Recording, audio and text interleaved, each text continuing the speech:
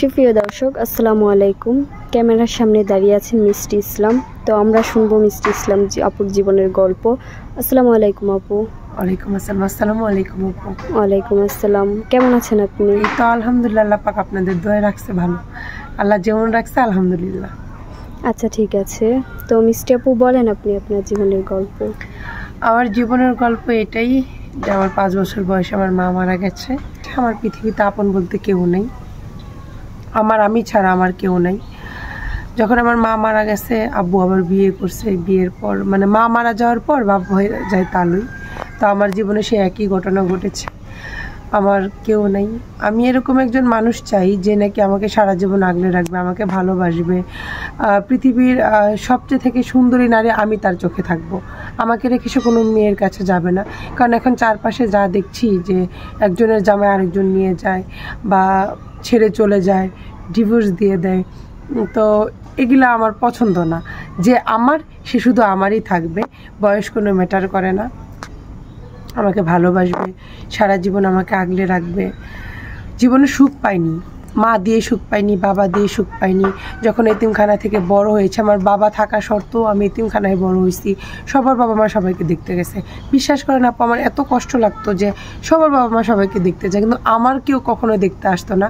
ওই যে ওইখানে তো খাতা দিয়ে লেখা থাকে যে মিষ্টি অমুকের মা আসছে, অমুকের বাবা আসছে, তোমরা দেখা করতে যাও। কিন্তু আমার নামটা ওইখানে কোনোদিন লেখা ওঠেনি যে মিষ্টি তোমার ফ্যামিলি থেকে কেউ তোমার সাথে দেখা করতে আসছে। মানে এতটা কষ্টে আমি এতটুকু বড় হয়েছি। আমার নিজের কাপড় চোপড় 5 বছর বয়স থেকে আপু আমাকে ধুতে হয়েছে। আমার নিজের খাবারটা আমি খাইতে পারতাম না, পড়ে যেত, মুখে দিতে গেলে চারপাশ সব পড়ে যেত। তো আমার লাইফটা এরকম কেটেছে। তো এখন একটাই কথা বলতে গেলে আপু অনেক কষ্ট লাগে কথাগুলো বলতে। হ্যাঁ, আপনাকে দেখতে বুঝতে পারছি কষ্ট লাগে কথাগুলো অনেক বলতে, মানে বুকটা ফেটে যায় যখন এই কথাগুলো বলি। কারণ না বললে উপায় নেই। আজকে এখানে আমি কেন এসেছি? যদি আমি এখানে আজকে প্রেম করে বা বিয়ে করে, আমার তো পার্সোনাল ফোনও নেই আপু। তো আমি যদি মনে করেন রাস্তাঘাটে দেখতে শুনতেও কাউকে যদি বিয়ে করি, প্রেম করে, সে যে 2 দিন পরে চলে গেলে আমি তো পাবো না, তাকে আপনার জীবনটা আরো নষ্ট হয়ে যাবে। কারণ আজকে যদি আমাকে কেউ ছেড়ে দেয়, কালকে যাওয়ার মতো আমার কেউ নেই বোন যে আমি যাব। তো এর জন্য এখানে আসা যায় সাংবাদিক ভাইদের উদ্দেশ্যে। ওনারা সাংবাদিক, ওনাদের একটা ক্ষমতা আছে যে আমাকে বিয়ে দিয়ে দিলে যদি আমার হাজব্যান্ড কোনো রকম করে ওনারা দেখে দিবে।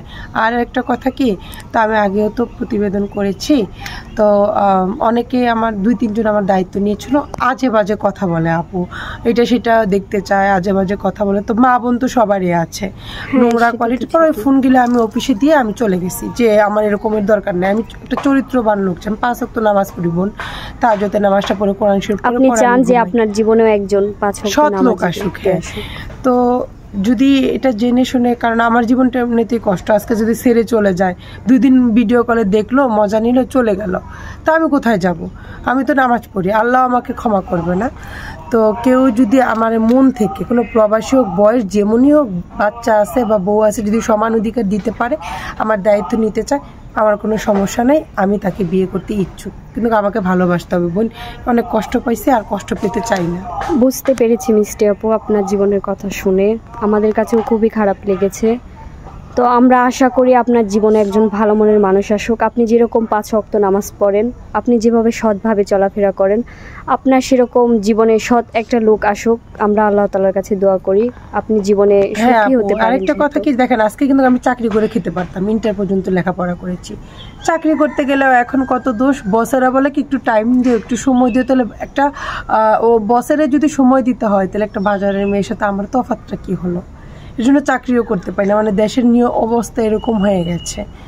যাই হোক, একটা ভালো মনের মানুষ চাই যে আমাকে বিয়ে করে। আচ্ছা, তো মিষ্টি আপু, আমরা যখন এই ভিডিওটা পাবলিক ছাড়বো, তখন তো অনেক ভাইরা আপনার সাথে যোগাযোগ করতে চাইবে, আপনার সাথে কথা বলতে চাইবে। যদি কোনো ভালো মনের মানুষ আপনার দায়িত্ব নিতে চায়, যদি সে আপনার সাথে সারা জীবন থাকতে চায়, আপনাকে কখনো কষ্ট না দেয়, সে আপনার পাশে থাকবে, সে আপনার দায়িত্ব নেবে। আর তার যদি কোনো স্ত্রী থাকে, তার ছেলে মেয়ে থাকে, তাহলে আপনার কোনো সমস্যা আছে? কোনো সমস্যা নেই আপু। যে আমাকে ভালোবাসবে, আমার দায়িত্ব নেবে, তাকে আমি মাথায় করে রাখবো। মাথায় রাখবে না, উকুনে খাবে, মাটিতে রাখবে না, পিঁপড়ে খাবে, এমন করে রাখবো আপু তাকে আমি। আচ্ছা, ঠিক আছে মিষ্টি আপু, বুঝতে পারছি।